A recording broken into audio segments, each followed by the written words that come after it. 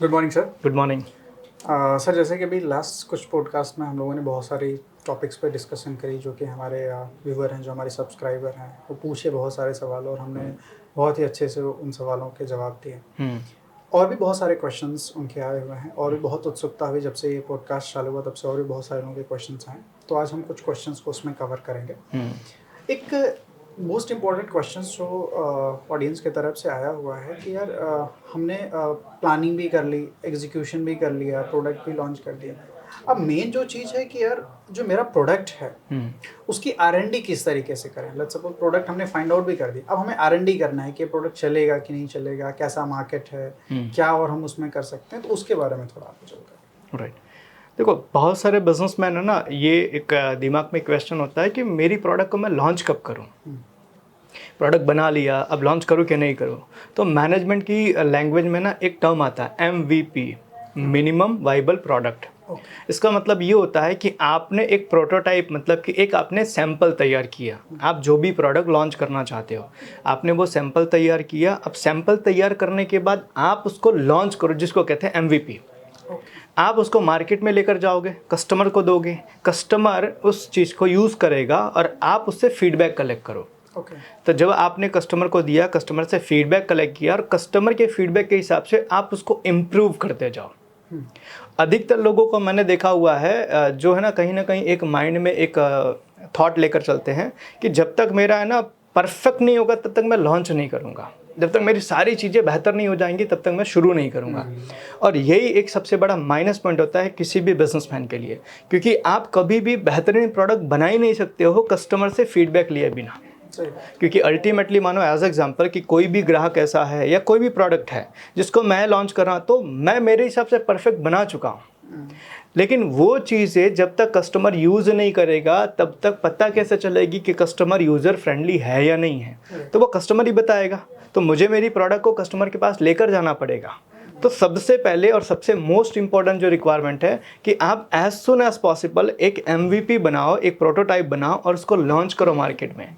और R&D के ऊपर बहुत ज़्यादा जो कहते हैं ना समय लेने वाली जो बात है, उस समय को कस्टमर के फीडबैक के लिए आप यूज़ करो। जैसे एज एग्जांपल, आपको एक प्रोडक्ट समझ में आई, आपने प्रोडक्ट बनाया, प्रोडक्ट के मटेरियल ढूंढ लिए, प्रोडक्ट के बारे में रिसर्च कर ली, प्रोडक्ट का क्या प्राइस होना चाहिए, कैसे बनता है, क्या डिज़ाइन, ये सारी चीज़ें आपने कर ली। अब उस प्रोडक्ट को as soon as possible market में कस्टमर को यूज़ करने के लिए दो।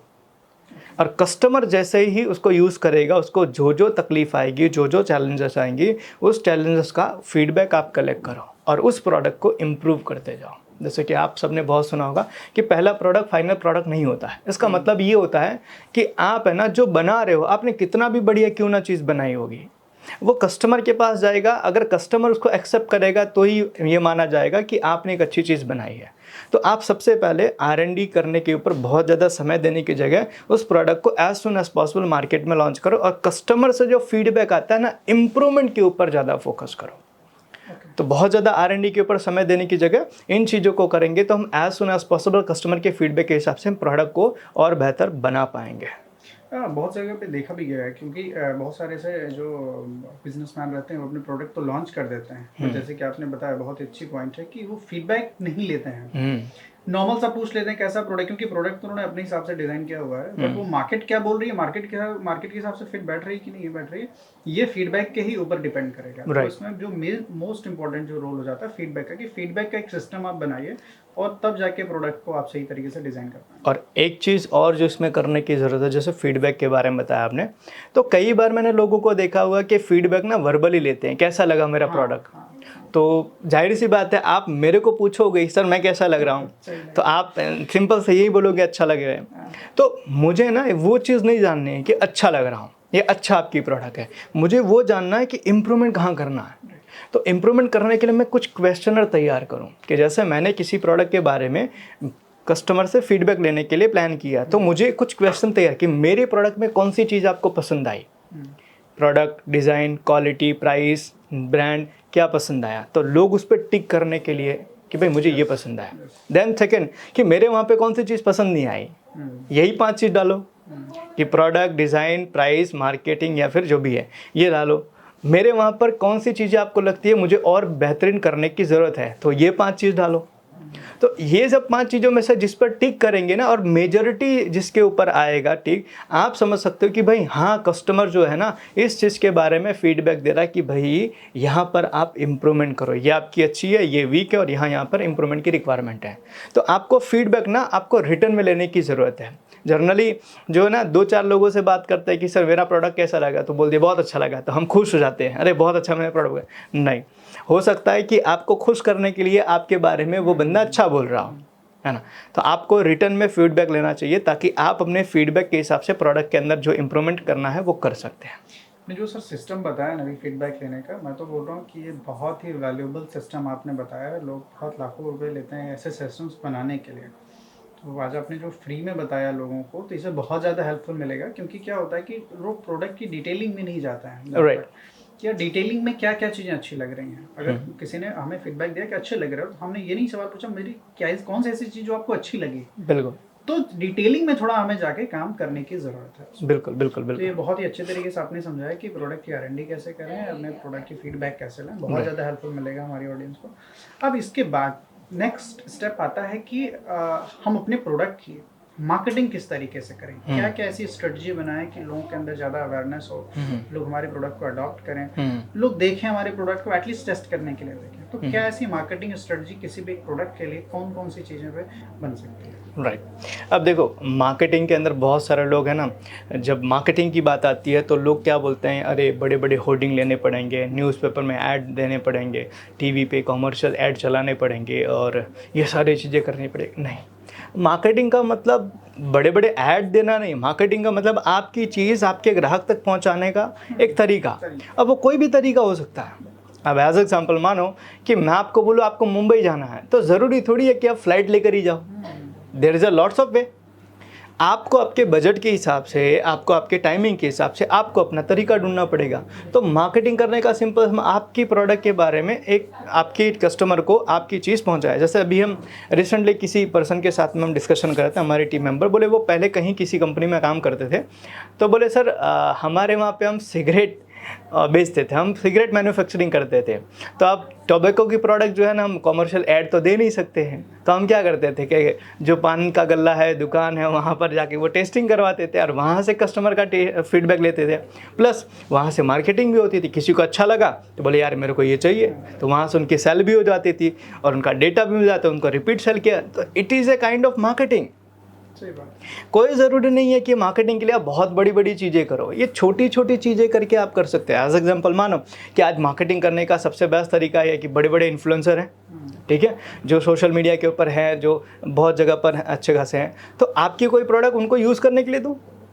अब आप मानो कि वो जैसे कि एज एग्जांपल कोई सोशल मीडिया का इन्फ्लुएंसर है, कपड़े पहनता है, आपके कपड़े की ब्रांडेज की मार्केटिंग करनी है, आपको बहुत पैसा नहीं देना। आप बोलो सर मैं आपको 4 डिज़ाइन कपड़े दे दूँगा, 4 जोड़ी कपड़े दे दूँगा, उसके सामने आप मेरे बारे में अपने कस्टमर को बताइए। अगर वहाँ से और आता है तो हम आपके साथ और कोलैबोरेशन करेंगे। तो ऐसे बहुत सारी चीज़ें हैं।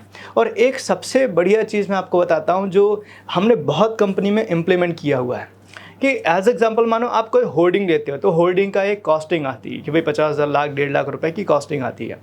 तो क्यों ना वो होर्डिंग आप जो लेने वाले हो, जितने लोग आपके कस्टमर उसको देखने वाले हो, आए ना आए वो कोई मैटर नहीं करेगा, या कोई हमारे पास डेटा भी नहीं मिलेगा उसका, तो क्यों ना वही 1.5 लाख रुपए का ऐसा कुछ आप प्लान करो कि कस्टमर आपके वहाँ टेस्टिंग करने आए। एज एग्जांपल समझो, हमारे एक क्लाइंट था डेयरी, ठीक है, तो डेयरी का उनका बिजनेस था, तो उनको ब्रांडिंग करनी थी कि भाई मेरे वहाँ पे इन्होंने नई दुकान ओपन की थी, न्यू आउटलेट ओपन की, तो बोले सर मैं अपने दुकान पर ज़्यादा कस्टमर को कैसे इनवाइट करूँ, तो उसके लिए मार्केटिंग करनी पड़ेगी, मुझे रेडियो में ऐड देना पड़ेगा, मुझे पेपर में ऐड देना पड़ेगा, मुझे है ना ये कमर्शियल करना पड़ेगा, मुझे होर्डिंग लेनी पड़ेगी, और उसमें सर मेरा खर्चा बहुत है। मैंने बोला सर सिंपल सी चीज़ है, आज आपकी दुकान के ऊपर कौन सी ऐसी चीज़ है जो ज़्यादा से ज़्यादा यंगस्टर को इन्वाइट करती है। बोले सर मेरे वहाँ पर लस्सी और कोको, ये 2 प्रोडक्ट है बहुत। मतलब क्या कॉस्टिंग पड़ती है? बोले सर एक लस्सी अगर हम बेचने जाते हैं तो तकरीबन 30 या 40 रुपए की पड़ती है। मतलब आपको कितनी पड़ती है? तो बोले सर मैं तो बहुत कम में पड़ती है। बोले सर एक काम करो, आपका मार्केटिंग का बजट कितने का? बोले सर 4-5 लाख रुपए का। 4-5 लाख रुपए की लस्सी पिला दो, खर्च आप करने ही वाले हो। ठीक है। अब वो खर्च करने से कितने लोग आपके वहाँ आएंगे, कितने लोग आपके बारे में जानेंगे, कोई आइडिया नहीं, कोई डेटा नहीं है। इसमें सबसे ज़्यादा बेनिफिट मार्केटिंग कंपनी का हो रहा है। लेकिन आप कस्टमर को ये बोलो ना कि हम 4 दिन के अंदर फ्री लस्सी पिला रहे हैं, इनवाइट करो।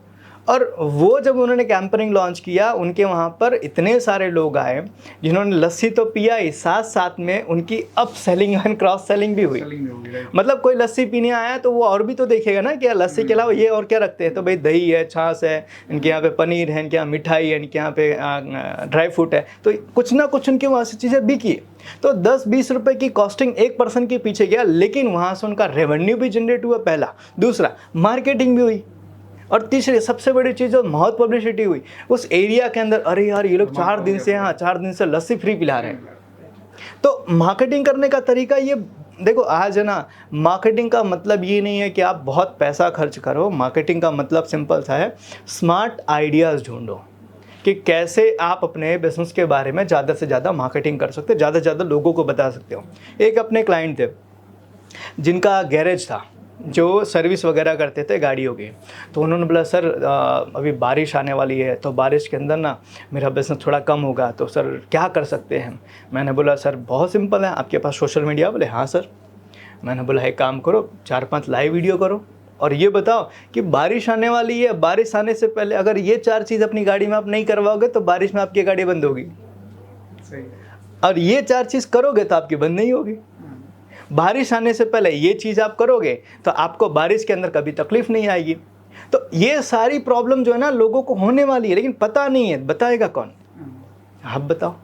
सोशल मीडिया पे वैसे तो हम कोई भी वीडियोस पोस्ट कर देते हैं, कोई भी चीज़ें हम कर देते हैं, राइट। तो अगर सोशल मीडिया पे तुम फालतू की चीज़ें कर रहे हो तो क्यों ना उसको यूज़ करो। दूसरी चीज़, उनके वहाँ पर बहुत सारे डेटास कलेक्ट किए थे, उनके यहाँ जो कस्टमर आते हैं। हमने उनको बोला आपके जो कस्टमर्स हैं सर, उनको बोलो सर बारिश आ रही है, बारिश के लिए फ्री कोटिंग हम करवा के दे रहे हैं आपके लिए। कोटिंग के लिए आएंगे तो प्लस आप उनको एक्स्ट्रा सर्विसेज पिच कर सकते हो। सर सर्विस करवा सकते हो आप है ना, अपने वहाँ पे ऑयल चेंज करवा सकते हो, अपने वहाँ पर आप है ना और भी बहुत सारी चीज़ें कर सकते हो, आप उनको ऑफ़र करो। तो मार्केटिंग करने का ये बहुत छोटा छोटा आइडियाज़ बहुत कमाल का है। तो आइडियाज़ छोटे छोटे ढूंढना बहुत ज़रूरी है। मैं अक्सर देखता हूँ कि लोग है ना जो एक जब सबसे बड़ी चीज़ कहते हैं कि सर मार्केटिंग के लिए मेरे पास पैसे नहीं है। मार्केटिंग के लिए पैसे की ज़रूरत नहीं है, मार्केटिंग के लिए थोड़ी सी आपकी माइंडसेट, थोड़ी सी सोच बदलने की ज़रूरत है। और मेरे हिसाब से ना ये बेस्ट तरीका, अभी मैं 2-3 दिन पहले मैं गाड़ी से आ रहा था तो मैंने देखा एक गाड़ी जा रही थी, तो उन्होंने अपनी गाड़ी को ना वो हम जो घास वाली वो रखते हैं ना मैट, तो उस घास वाली मैट से पूरा कवर कर दिया था और लिखा था उसके ऊपर कि भाई we are trying to save our earth, ठीक है। और दूसरा वहाँ पर कि भाई गाड़ी को ठंडा रखने का बेस्ट तरीका। तो ये मैसेज है ना, आप अपने लिए चीज़ें कर सकते हो, अपनी चीज़ें। अब समझो कि एज एग्जाम्पल कोई सोशल मीडिया पे किसी ने पोस्ट डाला था, बहुत बढ़िया पोस्ट डाला था कि एक डॉक्टर अपनी गाड़ी में जा रहा है और पीछे उसने अपने डॉक्टर के ऊपर गाड़ी का जो है, गाड़ी का पीछे का जो शीशा है उस पर लिखा हुआ है कि अगर आपको कोई इमरजेंसी है तो मुझे अभी रोके, आई एम ए डॉक्टर। क्या बात। अब समझो ये इससे क्या होता है पता है यार, जिसको नहीं पता है ना वो बंदे को ही पता चले यार ये डॉक्टर है। अब समझो जस्ट वो बंदा कहीं अगर मिल जाता है किसी को, he is kind of celebrity, अरे यार ये तो सर वही डॉक्टर है जिन्होंने वो लिखा हुआ था, किसी की हेल्प की है। और ये बहुत बढ़िया तरीका है, मतलब चलते चलते 2-4-10 लीटर तो ऐसे ही ले लेंगे आराम से। अब समझो किसी को भी इमरजेंसी की रिक्वायरमेंट है, आपने इमरजेंसी में उसकी हेल्प कर दी, तो आपको क्या लगता है जिसकी आपने हेल्प की वो आपका कभी एहसान भूलेगा? कभी नहीं भूलेगा। आप किधर भी शहर के किसी भी कोने में आप बैठो वो आपके वहाँ ही आएगा, और प्लस वो अपने साथ 10 लोगों को लेकर आएगा, अरे सर ये डॉक्टर बहुत बढ़िया है। It is marketing. तो मार्केटिंग करने के लिए पैसे की नहीं, छोटे छोटे आइडियाज़ की रिक्वायरमेंट होती है। वैसे भी सर ऐसे लोगों को मैं देखता हूँ कि सोशल मीडिया पे पब्लिक इनको वायरल कर देती है, खुद वायरल नहीं होते।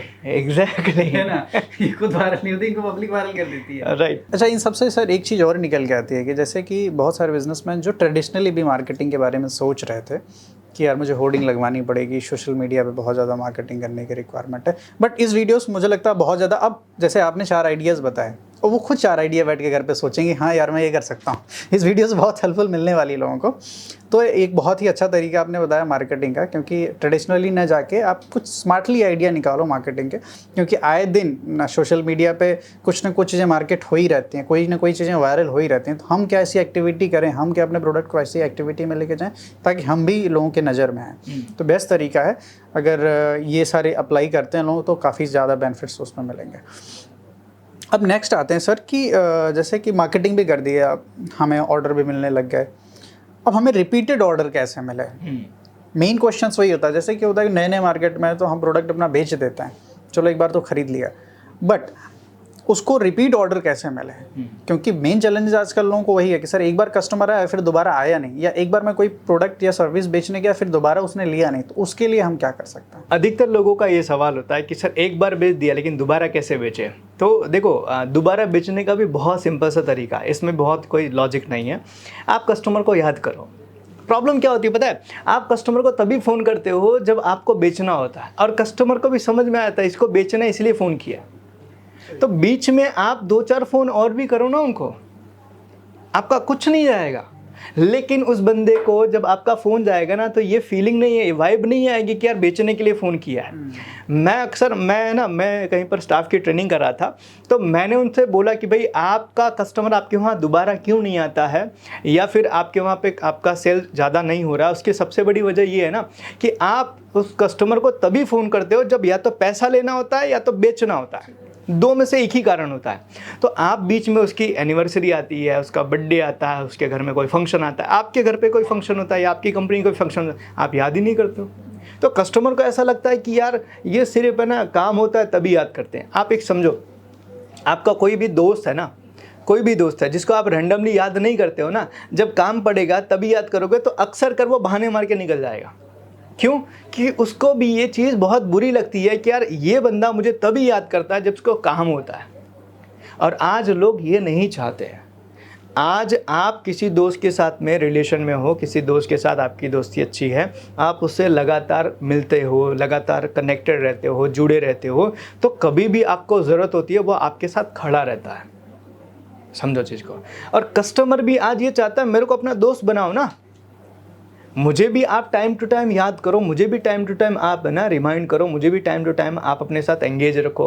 तो इससे कस्टमर को लगता है नहीं यार ये मेरे बहुत अच्छे दोस्त हैं। अब समझो कस्टमर भी, पता है मैं आपको सिंपल सा एक लॉजिक बताता हूँ। आज आपके फ्रेंड में या फैमिली में कोई भी इंसान को कोई कपड़ा खरीदना हो ना, तो आपके दिमाग में सबसे पहले उस कपड़े वाले इंसान की इमेज आएगी जिसके वहाँ आपका रिलेशन बहुत अच्छा है। क्यों? आप अपने दोस्त को बोलोगे चल मैं तुझे वहाँ लेकर जाता हूँ जहाँ से मैं कपड़े लेता हूँ, मैं तुझे मेरे जान पहचान के वहाँ पे लेकर जाता हूँ जहाँ पे तेरे को अच्छे कपड़े मिलेंगे और अच्छे प्राइस पे मिलेंगे। तो ये अच्छा प्राइस, अच्छी चीज़ें कहाँ से पता चली, कैसे हुई कनेक्ट? जब उस दुकान वाले ने भी आपके साथ रिलेशन बना के रखा है। नहीं तो आपके पास ऐसा कोई बंदा नहीं है ना, तो आप क्या बोलोगे यार कोई भी ले ले यार, कहीं से भी ले ले, चल मार्केट में जहाँ से अच्छा दिखेगा वहाँ से ले लेंगे। तो ये जो चीज़ है उसको कहते हैं CRM, कस्टमर रिलेशनशिप मैनेजमेंट, कि आप ग्राहकों के साथ में ना कनेक्टेड रहो। और ग्राहकों के साथ कनेक्टेड रहने के लिए उनके मैसेज के ज़रिए, कॉल के ज़रिए, उनसे ईमेल के ज़रिए, उनसे अपना 1-to-1 मीट के ज़रिए उनको अपनी चीज़ों में इनवाइट करो, उनकी चीज़ों में आप जाओ। ये बहुत ज़रूरी है। अपने क्लाइंट है यहाँ सूरत के अंदर, होलसेल का उनका बिज़नेस है, होलसेल का, और वो है ना पूरे साल में एक बार अपने वहाँ पर वो भंडारा करते हैं। उनके वहाँ पे कुल देवी का मंदिर है, कुल देवी या कुल देवता का मंदिर है, तो वो भंडारा करते हैं और उसमें उनके जितने भी रिटेलर्स पूरे सूरत में हैं उन सबको इनवाइट करते हैं। और समझो कितने लोग होंगे पता है? कम से कम 1000 से 2000 रिटेलर्स जिनको इन्वाइट करते हैं। और लोग, जो इंसान 200 करोड़ 500 करोड़ का बिज़नेस कर रहा है ना, वो भी जाता है उसमें और उधर ज़मीन पे बैठ के उनके साथ खाना खाता है। चीज़ समझो, जो 200-500 करोड़ का बिजनेस लेकर बैठा वो भी जाता है और उधर ज़मीन पे बैठ के खाना खाता है। और खाने में क्या होती है? और पूरी सब्जी होती है, पापड़ दाल चावल होता है, यही बस। मुझे इनवाइट किया था, हम लोग गए थे, तो मुझे ऐसा लगा कि बहुत ग्रैंड पार्टी होगी। ग्रैंड मतलब होगा बहुत लेविश जगह पर रखा होगा। हम गए वहाँ पर तो हमने देखा तो यहाँ तो बहुत कुछ है नहीं, छोटा सा टेंट लगाया हुआ है और सब लाइन में लग के। और देखा वहाँ पे तो किसी का 100 करोड़ का बिज़नेस, किसी का 200 करोड़ का बिज़नेस, किसी का 50 करोड़ का, सब लाइन में लगे। तो मैंने उनको पूछा, मतलब सर ये माजरा क्या है? ये सब लोग ऐसे तो कहीं नहीं दिखेंगे, हम बुलाएंगे ना नहीं आते, कोई और बुलाएगा नहीं आते, आप बुलाते हो। बोले विशाल भाई करीबन 15 साल से हम बुला रहे हैं इनको और हर साल बुलाते हैं। इसीलिए ये समय पर ये सब लोग ना स्पेशली हमारे लिए आते हैं, क्योंकि हमने ये 15 साल से रिलेशन बना के रखा है। और ये रिलेशन इसीलिए बनाया हुआ है क्योंकि इससे हमारा बिजनेस भी चलता है, साथ में हमारे पर्सनल रिलेशन भी चलते हैं। वो बुलाते हैं तब मैं जाता हूँ, मैं बुलाता हूँ तब वो आते हैं। तो ये रिलेशन बना के रखना बहुत ज़रूरी है। और इसीलिए कई बार कितने सारे ट्रेनिंग सेशंस में, वीडियोस में मैंने बोला है, आप अपने कंपनी की एक बार एनिवर्सरी ज़रूर सेलिब्रेट करो पूरे साल में। और उस एनिवर्सरी के अंदर आप अपने हर उस ग्राहक को बुलाओ जो आपके साथ एक बार भी कनेक्ट हुए हैं, एक बार भी आपकी दुकान पर या आपके वहाँ पर आए हुए हैं, उन सबको बुलाओ ताकि उनके साथ में रिलेशन रिफ़्रेश हो जाए। और इसीलिए है ना, ये जो बेहतरीन तरीका है, आज मानो आज आपको शायद आइडिया होगा, धीरूभाई अंबानी की एक मूवी है शायद, है ना, गुरु, है ना, आपने शायद देखी होगी। उसके अंदर वो बोलते हैं कि हम जब मीटिंग करते हैं ना, शेयर होल्डर की मीटिंग, तो वो पूरा स्टेडियम बुक करते थे, है ना। स्टेडियम बुक करने की क्या ज़रूरत है यार, वो तो जो मेजर स्टेक होल्डर थे उनके साथ में एक ऑफिस में बैठ के कर सकते थे। बोले नहीं, मुझे सबके साथ कनेक्ट रहना है, मुझे पूरी एक बंदे ने भी जो एक शेयर लिया है ना रिलायंस का, वो भी बंदा ये फील करना चाहिए मैं इस कंपनी का भाग हूँ, ये कंपनी मेरी है। तो ये एक बड़ी सोच होती है। तो आपके पास आपका जो डेटा है ना, वो डेटा आपकी बहुत बड़ी संपत्ति है। प्रॉब्लम ये है आपको पता नहीं है कि आपके पास सोने का खजाना पड़ा है, फिर भी आप है ना कोयला ढूंढने में बिजी हो। तो कितने लोग तो डेटा मेंटेन भी नहीं करते। डेटा आज पता है, मैं किसी जगह सेशन में मैं बातचीत कर रहा था, तो मैंने एक सेल्स पर्सन से पूछा कि ये विजिटिंग कार्ड आपको कहीं से मिला, इस विजिटिंग कार्ड की क्या कीमत? बोले 2 रुपये। मैंने उससे पूछा इस विजिटिंग कार्ड की क्या कीमत? मैंने बोले 2 रुपये। बोला यहीं पर सबसे बड़ी मिस्टेक है भाई, ये करोड़ों का काम है यार। एक नंबर तुम्हें कितना बिजनेस दे सकता है तुम्हें नहीं आइडिया है। तो तुम क्या करते हो, वो विजिटिंग कार्ड दिया, उसको तुम दांत खुजा रहे हो, उससे तुम है ना कान खुजा रहे हो, उसको है ना तुम, मतलब इस तरीके से हम यूज़ करते हैं। तो वो डेटा जो है ना वो मेंटेन करना बहुत ज़रूरी है। और इसके लिए हम CRM प्रोसेस बनाने की बात करते हैं कि आपका डेटा कस्टमर का मेंटेन रखो, उस कस्टमर के साथ रेगुलर कनेक्ट रहो, उनके टच में रहो, उनके सुख दुख में उनको याद करो, उनको अपनी जगह बुलाओ, उनकी जगह पर जाओ। और जब ये चीज़ें आप करते हो ना, तो आपको नया कस्टमर ढूंढने की ज़रूरत नहीं पड़ती। याद रखना कि अगर आपको हर बार नया कस्टमर ढूंढने की ज़रूरत पड़ रही है, इसका मतलब आपका डेटा मैनेजमेंट, आपका CRM बहुत पुअर है, बहुत ख़राब है। और अगर आपने उसको नहीं सुधारा तो आपको रिपीट बिजनेस करना वो मुश्किल हो जाएगा। क्यों? क्योंकि रिपीट बिजनेस करने के लिए चाहिए रिलेशन। ठीक है, आपके जैसी प्रोडक्ट मार्केट में और भी लोग लेकर घूम रहे हैं, आपके जैसे सर्विस मार्केट में बहुत सारे लोग और भी कर रहे हैं। तो सिंपल सा, आपका कस्टमर आपके वहाँ सिर्फ और सिर्फ एक बेसिस पर आएगा, और वो है आपका रिलेशनशिप। आपने उनके साथ कैसे रिलेशन बनाया, ये चीज़ आप करोगे तो आपका कस्टमर आपके यहाँ रिपीट आएगा, और आपको अपना बिजनेस दोबारा मिलेगा, रिपीट मिलेगा, बार बार मिलेगा, और नए कस्टमर के पीछे आपको जाने की ज़रूरत नहीं पड़ेगी। अपने कस्टमर को ना कस्टमर की तरह ट्रीट करते हैं, और इसलिए कस्टमर जो उनको कंपनी की तरह ट्रीट करता है। राइट। जैसे आपने फ्रेंड का एग्जांपल दिया कि उनके अंदर फ्रेंडशिप नहीं हो रही, दोस्ती बनी नहीं रही है। वो कस्टमर आया, कस्टमर की तरह चला गया, आपने उसका नाम तक आपको याद नहीं है, तो कस्टमर जैसा ही ट्रीट करेगा। मैं एक चीज कनेक्ट करता हूँ, जैसे गांव में पहले होता था कि कोई फेरी वाला आता था, तो वो एक जगह घर पे रुकता था, गांव की 2 4 10 घर की महिलाएं उसके आके सामान खरीदती थी। भैया आज भी ये होता है। हाँ, आज भी होता है। और वो बड़े लेवल का बिजनेस का, मतलब उनको एक घर पे जाना है वहीं पे, और उनको पता भी होता था इस दिन को आएगा ये। बिल्कुल, वो इस तरीके से लोगों को कनेक्ट करके रखता था, जोड़ के रखता था। हाँ। और समझो ना, आज हम जिसको ग्रो करने की बात करें वो MSME है। आप कॉर्पोरेट नहीं हो कि आपके पास 5-10 करोड़ का बजट है, आपने कॉमर्शियल ऐड लगा दी, किसी ब्रांड के लिए सुपरस्टार को ले लिया, उसने आपके बारे में, नहीं भाई, आपके पास पैसा नहीं है। तो आपके पास पैसा नहीं है तो आपको आइडियाज़ निकालने पड़ेंगे, आपको छोटी छोटी चीज़ें करनी पड़ेगी। दिक्कत क्या होती है, लोग हमें बोलते हैं सर पैसा होगा तो मार्केटिंग करूँगा। नहीं, आज मार्केटिंग करोगे तो कल पैसा आएगा। आपको कोई फंड नहीं देने वाला है, कोई बैंक आपको लोन नहीं देगी, कोई NBFC आपको है ना कोई भी फंडिंग नहीं देगा, कोई इन्वेस्टर आपकी कंपनी में इन्वेस्ट करने कोई नहीं आएगा। आपका रिलेशन वाला, आपके रिश्ते, आपका बाप आप पर भरोसा नहीं करता है कि मैं इसको पैसा दूं।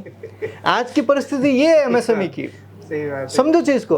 तो अगर यार तुम ऐसी परिस्थिति में तुम्हारे बिजनेस को बड़ा करने की तुम सोच रहे हो और तुम है ना ये छोटी छोटी चीज़ें नहीं करो तो तुम्हारा बिजनेस बड़ा होने की कोई संभावना नहीं है, कोई चांस नहीं है। आज समझो ना, आज हम बहुत सारे लोगों के साथ में काम करते हैं और उनके साथ में हमने देखा है तो उनका सामाजिक बहुत बढ़िया होता है। जिनको अपना बिजनेस है ना बढ़ाना होता है ना, वो समाज में जहाँ बहुत कनेक्टेड रहते हैं और ये बहुत ज़रूरी है क्योंकि आपको उन्हीं को बेचना है यार, उनसे रिलेशन नहीं रहेगा तुम बेचोगे कैसे। अभी अभी समझो, अभी दिवाली की सीज़न चल रही है, ठीक है। अब दिवाली के अंदर हर एक इंसान क्या सोचता है कि मेरे वहाँ ज़्यादा कस्टमर है। अरे कैसे आएंगे, पूरे साल तो तुमने कुछ किया नहीं, तो एंड में कैसे आएगा जब कस्टमर के पास इतने सारे ऑप्शन हैं। आज दिवाली में हर जगह सेल लगा हुआ है, हर जगह ऑफर्स है, हर जगह नया प्रोडक्ट है, हर जगह फ्रेश माल है, हर जगह हर चीज़ नहीं है। तो तुम्हारे वहाँ क्यों आएगा? तभी आएगा जब पूरे साल तुमने मेहनत की होगी, तब ये दिवाली के टाइम पर आएगा। देखो समझो, एक कहा जाता है कि भाई तुम्हें एग्ज़ाम की एक नाइट पहले तुम रट्टा मार के टॉप नहीं कर सकते हो, है ना। तो एक जगह धोनी का कहीं पर कुछ स्टेटमेंट था या कोई सोशल मीडिया पे पोस्ट था, उसने बहुत अच्छा कहा था कि अगर यार तुमने पूरा साल मेहनत किया है तो एग्ज़ाम में टेंशन लेने की ज़रूरत नहीं है, लेकिन पूरा साल मेहनत नहीं किया है तो भी एग्ज़ाम में टेंशन लेने की ज़रूरत नहीं है क्योंकि कुछ नहीं कर सकते हो। तो वही चीज़ है, पूरे साल तुमने कस्टमर के साथ कोई रिलेशन नहीं बनाया, कोई एंगेजमेंट एक्टिविटी नहीं की, कोई उनके साथ में कोई भी डेवलपमेंट नहीं किया, तो जाहिर सी बात है एंड ऑफ द दिवाली के सीज़न में या कोई भी सीज़न में तुम्हारा कस्टमर आएगा ही नहीं। फिर तुम बैठो आराम से मक्खियाँ मारो और फिर बाद में यही लोग होते हैं जो सोशल मीडिया पर लिखते हैं मार्केट में बहुत मंदी है। अभी कल ही की बात है, मैं और मेरा दोस्त हम लोग निकले थे ऐसे मार्केट के अंदर कुछ चीज़ लेने के लिए, तो उसने ऐसा एक स्टेटमेंट बोला, यार इतनी भीड़ मार्केट में है और सब जगह बोल रहे हैं लोग मार्केट में मंदी है, मंदी है कहाँ पे? अगर मंदी है तो है कौन ही है? हर दुकान में, सोने की दुकान में घुस जाओ, कपड़े की दुकान में घुस जाओ, किसी किराने वाले के वहाँ चले जाओ, किसी भी दुकान में चला, भीड़ ही लगी हुई है, तो मंदी कहाँ पे है? उसके वहाँ मंदी है जिस बंदे ने पूरे साल कुछ नहीं किया। अब सिंपल सी बात है, तुमने पूरे साल कुछ नहीं किया तो तुम्हारा कस्टमर किसी और के पास गया, तुम्हारे वहाँ कोई नहीं आएगा। तुम सोशल मीडिया पर लगते हो कि भाई मंदी है, अरे भाई कुछ नहीं है, तुमने काम चोरी की है पूरे साल और उस काम चोरी के बंदे तुम चाहते हो कि तुम्हें इस दिवाली के अंदर बहुत कुछ मिले, कुछ नहीं मिलेगा, तो तुम खाली सोशल मीडिया पर लिखो। सर जैसे आपने बताया एग्ज़ाम से भी कनेक्ट किया, तो मुझे एक चीज़ समझ में आती है ऐसा, जितने व्यापारी हैं, जितने बिजनेसमैन हैं, जो फेस्टिवल्स होते हैं वो एक्चुअल उनके एग्ज़ाम होता है। हाँ, कि भाई आपने बाकी के टाइम में कितना ज़्यादा मेहनत करके लोगों को इकट्ठा किया, वही पता चलेगा एक फेस्टिवल में आपके यहाँ कितने कस्टमर आ रहे हैं। बिल्कुल सही बात है। एक तरीके का एग्ज़ाम है उनके लिए। तो इस दिवाली के बाद में जो कस्टमर, जो दुकान वाला तुम्हें रोता हुआ मिले ना, दिवाली अच्छी नहीं गई, समझना कि उसने पूरे साल कुछ नहीं किया था और वो फेल हुआ, वो फेल हुआ। और कुछ लोग होंगे जो दिवाली में दबा के पैसा कमाएंगे और दिवाली के बाद 2-4 दिन के लिए कहीं मस्त घूमने के लिए चले जाएंगे, एंजॉय करेंगे फैमिली के साथ, समझना उन्होंने पूरी। और जैसे वो फैमिली से रिटर्न आएंगे, सब चीज़ें हम फिर से लग जाएंगे प्रिपरेशन में। तो है ना, ये जैसे एक स्टूडेंट का एग्ज़ाम होता है, बिजनेसमैन का भी एग्ज़ाम होता है। बिजनेसमैन को सर एक चीज़ें हमने देखी हुई हैं कि उन्होंने एक शॉप खोल दी या कोई बिजनेस स्टार्ट कर दिया, छोटी मोटी एक्टिविटी कर दी कि भाई चलो यहाँ होर्डिंग लगवा दिया, 2-4-10 लोगों से मिल लिया, फ़ोन कर लिया, बस उतने तक कि वो सीमित हो जाए। एक्सट्रीम लेवल तक की जाके वो कोई भी इनिशिएटिव नहीं लेते। वो सोचते हैं बैठे हैं ऑफिस में या फिर अपनी दुकान में बैठे बैठे ग्राहक आ जाएगा। आजकल का पैटर्न ही बदल गया है। राइट। और दूसरी एक सबसे बड़ी जो चीज़ें होती हैं कि यार कस्टमर जब आ रहा है तो कस्टमर की ग्रीटिंग में उनका ध्यान रहता है, नहीं उनसे इस तरीके से बात करने में ध्यान रहता है कि कस्टमर को बहुत अच्छा लगे बात करके। बस एक चीज़ आज रियलिटी है, बहुत हकीकत, कि आपका प्रोडक्ट कितना भी अच्छा हो, आपकी सर्विस नहीं अच्छी है ना, आप किसी काम के नहीं हो, किसी काम के नहीं हो। और मैं ये इंडिया की बात नहीं कर रहा हूँ, मैं वर्ल्ड लेवल की बात कर रहा हूँ। मैंने बहुत सारे बिजनेसेस को देखा हुआ है, बहुत सारे लोगों से मिला हूँ, बहुत सारे लोगों से चर्चा होती है, तब ये चीज़ बस सर इंडिया में सर्विस का मैटर नहीं है खाली कि यहाँ पर कस्टमर आया, तुमने कस्टमर को अटेंड नहीं किया तो तुम्हारा कस्टमर चल, ऐसा इंडिया में नहीं है, वर्ल्ड वाइड है। एक हमने एक किताब पढ़ी है, उसके बारे में शायद तुमने कभी सुना भी होगा, नॉर्डस्टॉर्म एक कंपनी है। वो क्या बोलती है कि यार अगर तुम ग्राहक को खुश नहीं कर सकते हो ना, तुम मेरे किसी काम के नहीं हो। अपने स्टाफ को इस कंडीशन पे हायर करती है, समझो इस चीज़ को। उन्होंने अपने लिए अपनी पॉलिसीज में क्या क्या चीज़ें उन्होंने ऐड की है। एक सबसे बढ़िया पॉलिसी ये है कि कस्टमर को आपने अच्छी सर्विस दी। ज़्यादातर सेल्समैन क्या बोलते हैं या टीम के मेंबर क्या बोलते हैं, सर मैंने बहुत अच्छी सर्विस दी है। उसका पैमाना क्या कि कैसे पता चलेगा आपने सर्विस अच्छी दी, तो उन्होंने पैमाना निकाला हुआ है। अगर कस्टमर रिपीट आया ना तो आपने अच्छी सर्विस दी, कस्टमर रिपीट नहीं आया, तुम कितना भी चिल्ला चिल्ला बोलो कि मैंने बहुत अच्छा किया, नहीं किया भाई, कस्टमर रिपीट ही नहीं आया। तो आपके कस्टमर अच्छी सर्विस का पैमाना है कस्टमर रिपीट आना चाहिए। उनके वहाँ पर इतनी सारी चीज़ें उन्होंने बनाई हुई है, कितनी जगह मैंने बोला है कि भाई अगर आपका ड्रेस कोड है ना, कहीं से ये क्रीच है ना, थोड़ा सा फोल्ड हो गया कपड़ा ना, आपका ध्यान नहीं है, आपको घर भेज देते हैं, बस तुम तुम्हारे कपड़ों का ध्यान नहीं रखते, मेरे ग्राहक का कहाँ ध्यान रखोगे। आज तुम उदास हो ना, तुम्हारा चेहरे पे स्माइल नहीं है, तुम खुद खुश नहीं हो, तो मेरे कस्टमर को तुम कैसे खुश करोगे। उनके वहाँ पे कस्टमर फर्स्ट प्रायोरिटी है।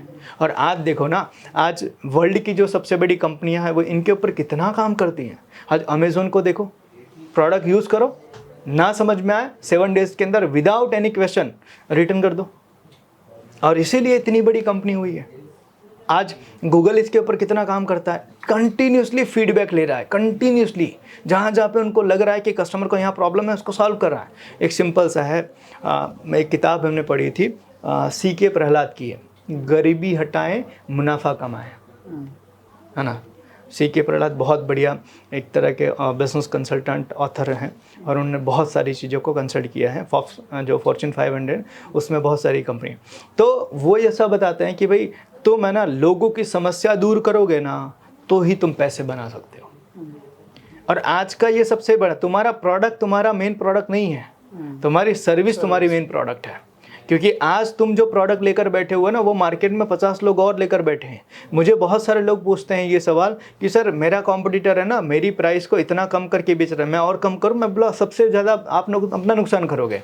अपना धंधा बंद करवाना तो कॉम्पिटिशन में जाओ, बिल्कुल नहीं। सिंपल सा है, मैं मेरी सर्विस इतनी बढ़ाऊंगा ना, इतनी बढ़ाऊंगा कि मेरी प्रोडक्ट के बारे में लोग बात ही नहीं करेंगे।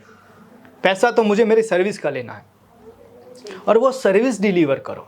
तो आज के समय पे ना ये सर्विस जो है ना वो बहुत इंपॉर्टेंट है। अभी समझो रिसेंटली कुछ टाइम पहले मैं एक कपड़े की दुकान में गया, मैं मेरी वाइफ के साथ में साड़ी लेनी थी, तो हम लेने के लिए गए। हमने बोला भाई साड़ी देखनी है। अरे वो कस्टमर ना अपना लहंगा सपेटने में 10 मिनट लगाया। हमने 3 बार बोला कि सर साड़ी देखनी है। हाँ बोले रुको मैं ये काम करके करता हूँ। हम चले गए वहाँ से। वो दिन और आज का दिन है, कभी नहीं जाएंगे और ना ही किसी को रेकमेंड करेंगे। गया, उसका करोड़ों का धंधा गया। और ऐसे कितने सारे आपके साथ मेरे साथ कितने होते हैं। और अभी समझो अभी दिवाली का सीजन, तो लोग ये डालते हैं कि भाई आप ऑनलाइन मत खरीदो, बाजार में निकलो। अरे क्यों निकले? तुम्हारी गाली सुनने के लिए? पैसा भी दूं, तुम्हारी गाली भी सुनूं, तुम्हारे रुआ भी, तुम्हारे नखरे में अटेंड करो? क्यों करो भाई? आप अपनी हरकतें सुधारो। कस्टमर आ रहा है, बोलते तो तुमने बड़े बड़े लाइन लिख दिया, ग्राहक भगवान होता है। अरे भगवान होता है तो भगवान छोड़ो, तुम इंसान की तरह ट्रीट तो करो। कस्टमर आता है, बोलो बोलो क्या चाहिए? अरे ये क्या भाई, कस्टमर आया हुआ है, इसको वेलकम करना है, ग्रीटिंग करना है, उनसे उनकी बात करनी है। कई बार तो आप देखोगे तो आपने किसी के वहाँ पर 4 चीज़ें देखी, पसंद नहीं है, आपने बोला पसंद नहीं आ रहा है, तो बोले इतना निकाला क्यों फिर? ये स्टेटमेंट होता है। आपको उनको रिजेक्ट करने में ना डर लगता है कि कहीं वो बंदा आपसे झगड़ा ना कर ले। उसका चेहरा देख के ही पता चल जाता है। कई बार कुछ ग्राहक तो सिर्फ इस झगड़े से बचने के लिए थोड़ी सी चीज खरीद लेते हैं कि चलो इसको बुरा ना लगे, इसका चेहरा देख के पता चल गया कि इसको बुरा लगा है। तो यार सर्विस जो है ना वो बहुत इंपॉर्टेंट है। आपकी मेन प्रोडक्ट है ही नहीं, सर्विस है। आप सर्विस को जितना बेहतर बनाओगे ना उतनी चीज़ें। और सर्विस में कई बार लोग पूछते हैं सर सर्विस को कैसे बेहतर बनाएं? तो सबसे पहले चीज़ पोलाइट हो जाओ। पोलाइट हो जाओ, विनम्र हो जाओ। बात करना है, प्रेम से बात करो। अगर कोई मना कर रहा है कि नहीं आपकी प्रोडक्ट नहीं समझ में आए, प्रेम से सर कोई बात नहीं, अगली बार आइएगा तो हो सकता है हमारे पास आपके लिए अच्छी प्रोडक्ट हो। किसी ने बोला तुम्हारी ये प्रोडक्ट घटिया है, बेकार है, उसको बोलो कोई बात नहीं सर, रिटर्न कर दीजिए, हम आपका पेमेंट रिफंड कर देंगे। ये पहली चीज़, ये विनम्रता ले आओ। ये विनम्रता सर्विस की सबसे पहली निशानी। अभी रिसेंटली मैं कहीं पर गया था, तो हमें गाड़ी पार्क करनी थी। हाँ, हम इधर ही गए थे, जेट ब्लू के पास गए थे, ठीक है, मुझे वहाँ पर कुछ लेना था। तो हम गाड़ी पार्क करनी थी, तो वॉचमैन खड़ा था, ओए गाड़ी इधर नहीं, उधर उधर उधर लगाओ। मैंने बोला तेरे यहाँ पे पहला और आखिरी दिन है। तुम ये चीज़ ऐसे भी तो बोल सकते कि सर गाड़ी यहाँ मत लगाइए, वहाँ लगा दीजिए, या फिर मैं हेल्प कर देता हूँ। आप ये भी, तुम्हें रखा किस लिए है? इसी के लिए ना कि तुम वहाँ पर जो भी गाड़ियाँ खड़ी हो उनकी पार्किंग सही करवा। तुम ये गाड़ी इधर नहीं, उधर नहीं, उधर उधर। अब सिंपल सी बात है, पैसा देने के लिए मैं आया हूँ, मेरे पैसे से तुम्हारी सैलरी आ रही है, तुम्हारी कंपनी चल रही है, और तुम मेरे साथ में ऐसा बिहेव करोगे तो दोबारा मेरे आने की उम्मीद जो है ना ख़त्म हो गई। ये चीज़ है। तो सर्विस के ऊपर, और आप देखोगे ना लोग इसके ऊपर बिल्कुल ध्यान नहीं दे रहे। इंडिया में जो सबसे ज़्यादा अनऑर्गेनाइज सेक्टर है, जो ग्रो नहीं कर रहा है ना, उसकी सबसे बड़ी वजह ये है। आज एक समझो, आज है ना, कई बार आप देखोगे कुछ दुकानों के अंदर ना लोग अलग अलग स्टेट के होते हैं, जैसे कि हम गुजरात के हैं, ठीक है, तो कहीं राजस्थान के हैं, कहीं गुजरात के हैं, कहीं अलग अलग। तो क्या करते हैं, कस्टमर आते हैं, कस्टमर को अपनी भाषा में गालियाँ देते हैं और उनको ऐसा लगता है कस्टमर समझ नहीं पा रहा है। रियली उनको ऐसा लगता है कस्टमर, अरे कस्टमर समझ गया, सही बात। वो चुपचाप चला गया, और चुपचाप चला गया, वो दोबारा कभी नहीं आएगा। और कितनी जगह ये चीज़ मैंने बोली है कि ऐसा मत करो, इससे बहुत ज़्यादा फर्क पड़ता है। कस्टमर आया है ना, तो कस्टमर के साथ में तुम क्या बात कर रहे हो ना, कस्टमर के सामने क्या बात, ये बहुत मैटर करता है, बहुत। अभी तुम समझो ना, हम सब लोग अभी पता पेरेंटिंग के बारे में सीख रहे हैं। क्या बताते हैं पेरेंटिंग में कि छोटे बच्चों के सामने गालियाँ नहीं देना है, छोटे बच्चों के सामने झगड़ा नहीं करना है। क्यों सीखेगा भाई? अरे कस्टमर के सामने तुम यही सब कर रहे हो, यही सारी चीज़ें कर रहे हो, और तुम्हें ऐसा लगता है कस्टमर को पता नहीं। अरे यार, एक 2-3 साल का बच्चे को पता चल जाएगा, तो यार 18, 20, 25 साल का बंदा है, उसको नहीं समझ में आएगा। बिल्कुल। और आज कोई लैंग्वेज इतनी ज़्यादा मतलब कहता है टिपिकल नहीं है कि उसकी टोन से या उसकी बॉडी लैंग्वेज से नहीं पता चले। नहीं, मैं गुजराती अगर हूँ, समझो आप यूपी से हो, मैं गुजराती में गालियाँ दूँ, भले आपको मेरी बात समझ में ना आए, लेकिन आपको मेरी टोन से, मेरे बॉडी लैंग्वेज से समझ में आ जाए कि ये अच्छा तो नहीं बोल रहा है। समझो जिसको। तो आज है ना, ये सारी चीज़ों के ऊपर काम करने की ज़रूरत है। आज कस्टमर आता है ना, तो कस्टमर का कोई वेलकम नहीं होता, कोई ग्रीटिंग नहीं होती है, नथिंग, कुछ नहीं होती है। हाँ बोलो क्या चाहिए, आते ही सबसे पहले सवाल क्या चाहिए। ये चीज़। मतलब इसके ऊपर काम नहीं करोगे तो बस कैसे आपका ग्राहक आपके वहाँ आएगा? फिर आप सोशल मीडिया पे लिखोगे कि मार्केट में मंदी है, मार्केट में है ना कंपटीशन बढ़ गया, भारत सरकार को कुछ करना चाहिए। भारत सरकार जो कर रहा है वो कर, तुम तो तुम्हारा करो, तुम तो तुम्हारी चीज़ें करो। आपने कंपनी का नाम बताया था नॉस्टॉम, तो एक उस चीज़ में भी एक चीज़ समझ में आती है कि अगर आपकी सर्विस या आपका प्रोडक्ट ऐसा हो और आपके मार्केट में ऐसी मार्केटिंग हो कि यार ये ना अपने कस्टमर को लेके बहुत सेंसिटिव रहता है, कस्टमर की एक एक चीज़ों को वो ध्यान देते हैं, उनका कस्टमर हमेशा खुश रहे, इस कंपनी की फर्स्ट प्रायोरिटी रहती है। Right. तो मुझे लगता है कि बहुत सारे कस्टमर ये सोच के जाएंगे भाई यहाँ पे अगर ऐसी चीज़ें हैं ना, तो यहाँ पे हम कॉन्फिडेंटली कोई भी शरीर ऑब्वियसली बिल्कुल बहुत ज़रूरी है। आप समझो ना, जैसे कि हम किसी भी चीज़ को एक पैमाने से मापते हैं। जैसे मानो कि कोई अच्छा डांस कर रहा है तो हम बोलते हैं यार प्रभु देवा या माइकल जैक्सन की तरह डांस कर रहा है, तो माइकल जैक्सन बेंचमार्क हो गया। कोई गाना गा रहा है ना, तो हम बोलते हैं यार कुमार सानू की तरह गाता है, बेंचमार्क हो गया कुमार सानू। कोई अगर एक्टिंग करता है तो हम बोलते हैं अमिताभ बच्चन की तरह बढ़िया एक्टिंग कर रहा है, बेंचमार्क हो गया। कोई क्रिकेट खेलता है, हम बोलते हैं सचिन की तरह खेल रहा है, बेंचमार्क। इसी तरीके से कोई भी पूरे अमेरिका में कोई भी अच्छी सर्विस डिलीवर कर रहा है तो बोलते हैं नॉर्डस्टॉर्म की तरह कर रहा है, वो बेंचमार्क हो गया है, उन्होंने वो सेट किया है बेंचमार्क, और ये बहुत ज़रूरी है।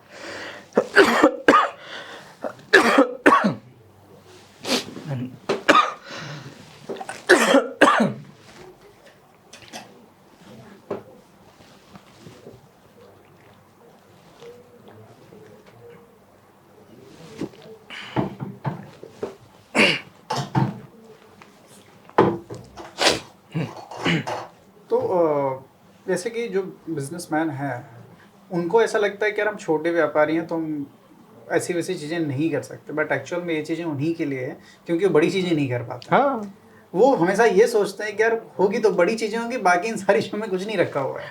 देखो एमएसएमई, मैं आपको बताऊँ एक बार क्या हुआ था। मैं राजकोट में था, तो हमारा मसाला डोसा खाने का मन हुआ, तो हम गए, तो हम बोले कहाँ मसाला डोसा अच्छा मिलेगा, तो लारी पे ज़्यादा है ना, वहाँ पर टेस्ट बढ़िया मिलता है। हम बोले चलो वहाँ जाते हैं, तो गए। तो वो भाई को मैंने पूछा, मैं बोला सर कितने टाइम से आप अपना बिज़नेस यहाँ लगा रहे हो? तो बोला सर मेरे को 13 साल हो गए। बोला सर 13 साल के अंदर आप लारी क्यों, आप रेस्टोरेंट में कन्वर्ट कर सकते थे। बोले कैसे हो सकता है? मैंने बोला बहुत सिंपल सा सर, आप अभी आपके नाम का अकाउंट वगैरह है? बोले नहीं। पान कार्ड वगैरह है? बोले नहीं।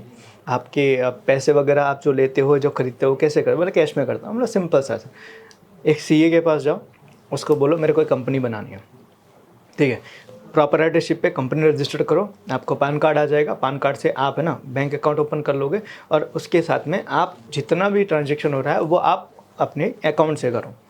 तो यहाँ से क्या है, आपको अकाउंट का ट्रांजैक्शन वाइट में होगा ना, तो आपको फ्यूचर के अंदर लोन चाहिए या गवर्नमेंट को कोई बेनिफिट चाहिए तो आपको मिल जाएगा, ताकि आप अपने रेस्टोरेंट को कन्वर्ट कर सको। तो बोले यार पॉसिबल है, हो सकता है। तो बोले सर करते क्यों नहीं है? बोले सर अभी तक पता नहीं। बोला ठीक है, काम करो, मैं एक सेमिनार कर रहा हूँ, आप वहाँ कल के दिन में आओ और यहाँ से और भी बहुत सारी चीज़ आपको समझ आएगी। बोले ठीक है सर। दूसरे दिन वो बंदे को फ़ोन किया, फ़ोन नहीं उठाया। समझ में आया कि यार ऐसा नहीं है कि अपॉर्चुनिटी नहीं है, दिक्कत ये करना नहीं है। तो ये छोटे बिजनेसेस जो हैं जिनको हम बोल रहे हैं, एक्चुअल में ये छोटे इसलिए नहीं हैं क्योंकि उनके पास अपॉर्चुनिटी नहीं है बड़ा होने की। छोटे इसलिए है क्योंकि वो बहुत सारी चीज़ें करना नहीं चाहते हैं। उनको है ना मज़ा आ रहा है उन चीज़ों के अंदर, उनको है ना बहुत सारी चीज़ें ना वो कंफर्ट में आ गए हैं। अभी आप उनको कोई एडवाइस दो ना, कोई चीज़, नहीं यार ऐसा थोड़ी होगा। क्यों नहीं होगा? आप करोगे तो होगा। आज मानो कि एक कंपनी के बारे में शायद आपको पता होगा, डोसा प्लाज़ा। डोसा प्लाज़ा की आप कहानी सुनना। गणपति करके उनका जो ऑनर है, एक छोटा सा बच्चा था, करीबन 7-8 साल का बच्चा, जो कर्नाटक से शायद साउथ से आया था, और साउथ से उसको किसी ने मतलब कुछ करके पैसे वैसे का दे के वो आया था। आने के बाद मैं मुंबई भी स्टेशन पे छोड़ के चला गया। अब उस बंदे के पास कोई ऑप्शन नहीं था, तो वो कहीं पर कुछ है ना खाने के लिए जाता था, डोसा वगैरह खाने के लिए जाता था, तो देखा लारियाँ लगी होती थी। तो किसी ने ऐसा नहीं, यार तू भी लारी लगा सकता है, डोसा वोसा बनाना जानता था, साउथ का था, उसने भी डोसा बनाना के लिए लारी डाल दी। कुछ टाइम के बाद वहाँ जितनी लारियाँ लगती थी, वो सारी लारियों में से भीड़ जो है इसकी वहाँ ज़्यादा होने लगी। उसका 2 कारण। सबसे पहला, बात बहुत पोलाइटली करता था। दूसरा, वो क्लीनिंग बहुत रखता था, अपने लारी के और आसपास की चीज़ों को वो क्लीनिंग रखता था, डस्टबिन रखता था, ये सारी चीज़। तो लोगों को उसके वहाँ आने में मज़ा आता था, और धीरे धीरे उसके बिज़नेस में बहुत ग्रोथ आने लगी। किसी ने उसको बढ़िया सा आइडिया दिया कि एक काम करो, तुम रेस्टोरेंट में कन्वर्ट करो। किसी मॉल के अंदर उसने रेस्टोरेंट डाल दिया डोसा प्लाज़ा के नाम पे। आज के टाइम पे करीबन 50 से ज़्यादा आउटलेट हैं इंडिया, और इंडिया के बाहर दुबई के अंदर भी उनका है, डोसा प्लाज़ा के नाम से।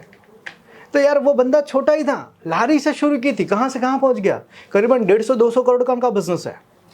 तो यार एक छोटा सा लारी से भी आप इतना बड़ा कर सकते हो, सिर्फ आपके अंदर करने की इच्छा होनी चाहिए। अब हम ये कहानी किसी लारी वाले को अगर बताएंगे ना, तो लारी वाला, अरे उसकी किस्मत होगी यार, मेरी किस्मत इतनी अच्छी कहाँ है। अरे किस्मत वगैरह, मैं रियली अभी किसी से बात कर रहा था, तो किसी ने मुझे बोले सर कामयाब होने के लिए किस्मत होना बहुत ज़रूरी। मतलब बिल्कुल होना ज़रूरी है, लेकिन ये सवाल अगर तुम एक नाकामयाब इंसान से पूछोगे ना, वो बोलेगा किस्मत होगा तो ही कामयाब होगा, पहला। दूसरा, कामयाब से पूछोगे ना, तो वो बोलेगा मेहनत की इसीलिए किस्मत बनी। तो जो सक्सेस है ना, वो मेहनत में बिलीव करेगा, और जो सक्सेस नहीं है ना, वो किस्मत में बिलीव कर रहा है। तो आज सबके पास इक्वल अपॉर्चुनिटी है, सबके पास। आपको करने की इच्छा है कि नहीं है, आपको आगे बढ़ने की इच्छा है कि नहीं है। अगर है इच्छा तो आप करोगे। अभी जैसे हम ये पॉडकास्ट हम डिस्कशन कर रहे हैं, ठीक है, बहुत सारी चीज़ें मैंने बताई, बहुत सारे लोग आएंगे बोलेंगे ऐसा थोड़ी होता है, तो मुझे क्या फ़र्क पड़ता है। आप में हमने कितनी सारी वीडियोस डाली है, तो लोग है ना वहाँ से वीडियो कहते हैं ना लर्निंग की बजाय ये कमेंट करते हैं कि मेरे अंदर क्या गलत है। अरे मेरे अंदर बहुत गलती है, मैं बहुत गलत हूँ, मैं परफेक्ट नहीं हूँ, लेकिन मैं जो आपको बताने की कोशिश कर, उसमें से आप अच्छा क्या ले सकते हो, आप ये भी तो कर सकते हो ना। लेकिन आपको क्या दिख रहा है, मेरी गलतियाँ दिख रही है। तो मेरी गलतियाँ देखने की बजाय आप ये अगर करोगे कि मैं कुछ अच्छा कह रहा हूँ, तो उसमें से आप कुछ अच्छा अपने बिजनेस में इम्प्लीमेंट कर सकते हो, तो शायद आपकी ज़िंदगी में बहुत बड़ा परिवर्तन आए। तो दिक्कत ये है कि लोग है ना करने की बजाय लोग है ना एक्सक्यूजेस देने के अंदर ज़्यादा बिलीव करते हैं। और एक किसी ने बहुत बढ़िया स्टेटमेंट कहा है कि या तो ज़िंदगी में आप पैसे बना सकते हो या तो बहाने। तो आपने बहाना बनाना सीख लिया ना, तो पैसे आपसे कभी नहीं बनेंगे। और जिसने पैसे बनाए ना, उससे पूछोगे ना, तो उसने कभी बहाने नहीं बनाए कि मेरे पास ये नहीं था, मेरे पास वो नहीं था। आज पता है जितने भी बड़े बड़े बिजनेस सक्सेस बिजनेस है, उनकी कहानी तुम पढ़ोगे ना या सुनोगे, तो आपको समझ में आएगा किसी के पास कुछ नहीं था, किसी के पास कुछ नहीं था, सबने ज़ीरो से शुरू किया और आज इतने बड़े एम्पायर में कन्वर्ट किया। आप भी तो वही हो। कुछ लोग ऐसा बोलते सर वो एक टाइम पर, अरे वो एक टाइम पर नहीं, आज भी वही टाइम है। तो ऐसा कभी नहीं होता कि भाई किसी के पास अपॉर्चुनिटी, किसी सबके पास इक्वल अपॉर्चुनिटी है। आपको करने की इच्छा है, अभी समझो एज एग्जांपल हम बहुत सारे लोगों को बहुत सारी छोटी छोटी चीज़ें बताते हैं, ठीक है, तो लोग है ना करने की बजाय उसको है ना एनालिसिस करते हैं या उसको है ना कहते हैं ना एक नेगेटिव तरीके से लेते हैं कि भाई ये पॉसिबल नहीं है, नहीं हो सकता। आप एक बार करो तो सही, एक बार करके देखो। बिना किए कैसे आप ये कह सकते हो कि भाई ये चीज़ पॉसिबल नहीं है। अच्छा सर, आपने इतनी सारी चीज़ें डिस्कस की, इतनी सारी चीज़ें बताई, तो मुझे ऐसा एक समझ में आता है कि जैसे हमारे यूट्यूब या इंस्टाग्राम पर इतने सारे लोग जुड़े हुए हैं, तो क्या हम उनके लिए ऐसी कोई कम्युनिटी बना सकते हैं जिसमें वो डेली बेसिस पे आपके थ्रू कुछ ना कुछ उनको मिलता रहे?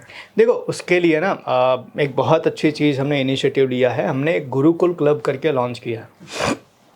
तो जितने लोग भी हमारे साथ ऑनलाइन में कनेक्टेड है, जितने लोग भी हमारे यूट्यूब, फेसबुक या इंस्टाग्राम से कनेक्टेड हैं, वो अगर अपना डेटा शेयर करते हैं तो हमारे वहाँ से हर दिन कुछ ना कुछ नया चीज़ जाता है। जैसे बिज़नेस के न्यूज़ जाते हैं, बिज़नेस के लिए कोई ना कोई स्ट्रैटेजीज जाती है, कोई ऐसी वीडियो जाती है जो बिज़नेसमैन को देखना चाहिए, या कोई ना कोई ऐसी चीज़ जाती है, कोई प्रोग्राम हम करते हैं उसका मैसेज। तो जितने लोग भी ऐसा, तो मैं बोल दूंगा कि लिंक के अंदर वो कमेंट में वो लिंक डाल दे ताकि लोग हमारा Gurukul business school, Gurukul business club जो है वो ज्वाइन कर सकें, और जिसके ज़रिए हमारे साथ वो रेगुलर कनेक्ट हो सकते हैं और हम उनके बिज़नेस को अपग्रेड करने में उनकी मदद करेंगे। That is free of cost, उसके अंदर कोई भी चार्जेस नहीं है। बस एक लिंक मिलेगा, उसके थ्रू आपको ऐड होना है उसके अंदर, और हम कंटिन्यूसली उसके ऊपर काम कर रहे हैं ताकि आपके बिज़नेस को हम छोटे छोटे टिप्स से, छोटे छोटे स्ट्रेटेजी से आपके बिज़नेस को ग्रो करने में हेल्प कर सकें। तो जितने लोग भी कनेक्टेड है वो हमारे साथ में इस तरीके से और एंगेज हो सकते हैं। और एक ऐसा भी मैं चाहता हूँ कि आप इनिशिएटिव लें कि जैसे कि लोग कमेंट में क्वेश्चंस उतने नहीं पूछ पाते हैं, तो क्या उस क्लब में अपने कुछ ऐसे सिस्टम आप बनाए, लेट्स सपोज कि हो सकता है कि अगर आपने ग्रुप सबके लिए खोल दिया तो एक साथ बहुत सारे लोगों के मैसेजेस आ जाएंगे, स्वाभाविक है वो। तो एक आध घंटे के लिए अगर एक दिन में खोला जाए ताकि वो अपने क्वेश्चंस पूछ सकें डेली बेसिस पे, तो ऐसा भी कुछ एक इनिशिएटिव आप लें ताकि डेफिनेटली देखो, अगर हमारे गुरुकुल क्लब के जैसे मैंने बात की, अगर इसके ऊपर एक अच्छे नंबर्स आते हैं तो हम डेफिनेटली प्लान करेंगे कि इसके ऊपर हम कुछ बढ़िया करें ताकि लोग हमारे साथ में और जुड़ सके, उनकी प्रॉब्लम का सॉल्यूशन हम दे सके। और फिलहाल अभी तो मैं ये कहूँगा कि जैसे हम ये पॉडकास्ट कर रहे हैं, तो जिनको भी अपने बिजनेस को लेके कोई भी चीज़ है, कोई भी क्वेश्चन पूछना है, तो आप कमेंट में जाके वो सवाल पूछिए। हम ट्राई करेंगे कि आपके उस सवाल का जवाब इस वीडियो के माध्यम से हम डिलीवर करें ताकि आपको उस जवाब भी मिले, प्लस आपके सेम क्वेश्चन से जिनका भी कनेक्शन हो उनको भी जवाब मिले। क्योंकि बिज़नेस, देखो बिज़नेस कहते हैं ना, बिज़नेस के बेसिक बहुत कॉमन है, हर जगह काम आते हैं और सब बिज़नेस में सेम रहते हैं। तो हो सकता है आपका जो सवाल हो ना वो 8-10 लोगों को और भी सवाल हो, तो उनको भी उनके सवालों का जवाब मिल सके। तो जितने लोग भी हमारे साथ कनेक्टेड हैं जो ये पॉडकास्ट देख रहे हैं, उन सबको ये कहूँ कि आप लोग अपने सवाल क्वेश्चन में डालिए, अपने कमेंट में डालिए, और हम आपके सवालों का जवाब इस तरीके से वीडियो के माध्यम से देंगे ताकि आपके बिज़नेस को आप और ग्रो कर सको। तो अभी के बिजनेसमैन के हिसाब से मतलब एक कह सकते हैं बेस्ट अपॉर्चुनिटी, क्योंकि आप शॉर्ट टाइम में फ्री में और इतनी वैल्यूएबल नॉलेज आप दे रहे हैं, तो वो एक होता है कि एक पर्सनल टच से भी कनेक्टेड हो सकते हैं। आपने ऐसा प्लेटफॉर्म बनाया, ये बहुत ही अच्छा इनिशिएटिव, बहुत ही एग्जैक्टली। देखो हमारा एक सिंपल सा एक मिशन है, हमने लिया हुआ है कि भाई इंडियन इकोनॉमी को ग्रो करना है, और वो इंडियन बिजनेसेस को ग्रो करने के बाद ही पॉसिबल है। तो हम ये पूरा जो चीज़ें कर रहे हैं वो सिर्फ एक ही पर्पज़ से कर रहे हैं कि इंडिया के जो छोटे छोटे बिजनेसेस हैं ना वो ग्रो हों, और अगर वो ग्रो हो जाएंगे तो हमारी इंडिया शायद हम इमेजिन भी नहीं कर सकते कितनी ज़्यादा आगे बढ़ जाएगी। जितने भी लोग हम हमारे साथ जुड़े हैं उसी पर्पज़ से जुड़े हैं और हम उनके लिए ही काम कर रहे हैं। चलिए सर, बहुत अच्छा लगा इस पॉडकास्ट में, अपने बहुत सारी नॉलेज शेयर करी, एंड बहुत सारे लोगों की प्रॉब्लम आई होप सॉल्व भी हो जाएगी अगर वो उस पर इनिशिएटिव लेते हैं, और आपने जो प्लेटफॉर्म बताया उस पर भी बहुत सारे लोग जुड़ सकते हैं। तो इस तरीके से आप नेक्स्ट एपिसोड करेंगे, उसमें भी बहुत सारे लोगों के सवाल लेके आएंगे। तो इतनी सारी नॉलेज शेयर करने के लिए आपका बहुत बहुत धन्यवाद ऑडियंस की तरफ से, एंड आई होप कि सबकी दिवाली बहुत अच्छी जाए और बहुत अच्छे तरीके से लोग काम करें। धन्यवाद। Thank you so much, and जितने भी लोग हैं सबको गुरुकुल की तरफ से happy Diwali. Thank you sir. Thank you.